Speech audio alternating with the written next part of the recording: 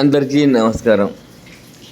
నేను కొన్ని రోజుల క్రితం ఒంగోలులోని మాతా శిశు వైద్యశాలలో వాటర్ గురించి, దాని యొక్క దుస్థితి గురించి పోస్ట్ పెట్టిన విషయం మీకు అందరికీ విదితమే కదా.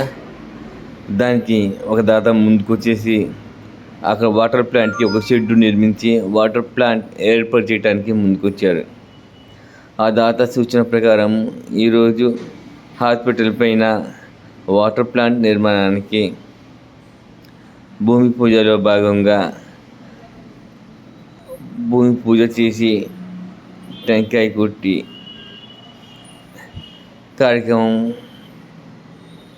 మొదలు పెట్టడం జరిగింది.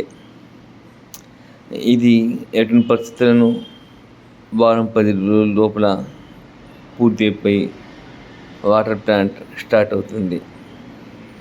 ఈ ఒక కార్యక్రమంలో పాల్పంచుకుంటున్న దాతకి మనస్ఫూర్తిగా పాదాభివందనాలు తెలుపుకుంటూ, ఈ యొక్క వాటర్ ట్యాంక్ పూర్తయిన వెంటనే ఈ యొక్క వాటరు అక్కడ ఉన్న బాలింతలు, చిన్నపిల్లలు, మహిళలు ఉపయోగించుకుంటారని ఆశిస్తున్నాను. అలాగే ఈ కార్యక్రమం చేసిన వారికి మనస్ఫూర్తిగా పాదాభివందనాలు.